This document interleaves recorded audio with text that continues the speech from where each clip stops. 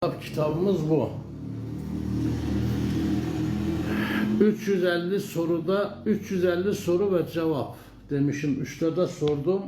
350 soru ve cevap. İrfan-ı Nameler ahlak kitabıdır. İrfan-ı Nameler ahlak kitabı. Bu eserimizin son konusu Kaf Dağı'nın İrfan-ı Namelerinden diye bir başlık atmışız. Kaf Dağı'nın İrfan-ı Namelerinden. Bir paragraf, iki paragraf buradan size aktarayım ben. Aşık, canından geçen ve sevdiğini görünce aklı gidendir. Her kim aşk ateşiyle yanmamışsa, onun şehvetinin ateşi sönmemiştir. Aşka erişmek için şehvetinin ateşini bırak. Yâri görmek için de kendini unut.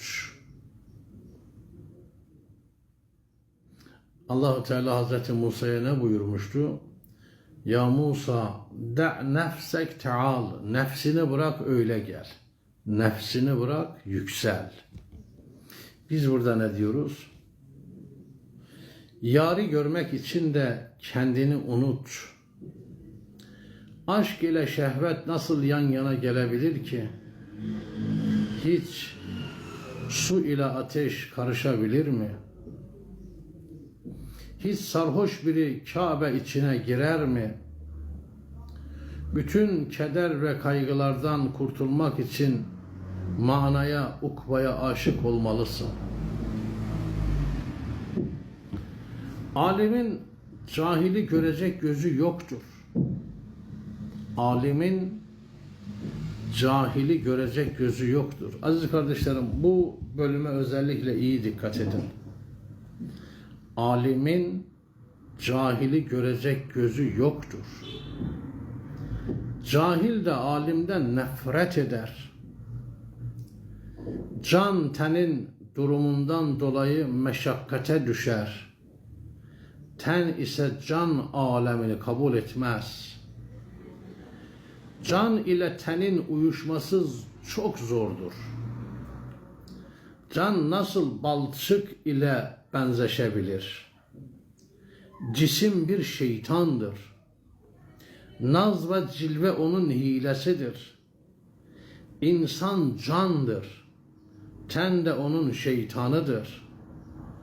Okumuş tabakanın halk bir şey bilmez, avam insanlardan bazılarının da alimler bildiklerine amel etmezler demeleri gibi her biri sadece ben varım. Bu yönden benden başka kimse yoktur derler aslında. Şahsi ve kişisel bazda velayet ehli birileri bizden nefret eder olsa bile biz onları severiz. Hainlerin, habislerin dili şeker olsa bile biz onu gül ile yemeyiz. Biz şahsi ve kişisel olarak kimseye düşmanlık etmez, Ehl-i Beyt düşmanları dışında kimseyi de düşman bilmeyiz. Çünkü kişiler dünyada yaşarken pek bilinmezler. Sadece zerreler gibi güneşte belirirler.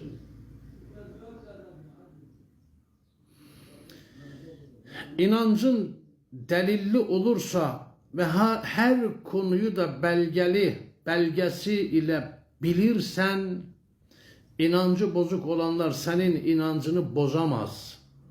Seni doğru inançtan çıkaramaz ve sen de öylelerinin yazdıkları yanlış inançları beğenmezsin. Değilse, inancın taklidi olursa, itikadı bozuk olanların yazdıklarını beğenirsin ve böylelikle öyleleri senin inancını bozar ve seni aldatır. Senin inancın delillerle olmazsa öylelerine cevap veremezsin. Ancak delillerle iman getirirsen, bu delillerle itikadı bozuk olanları şaşırtırsın ve mantıkçıları susturursun.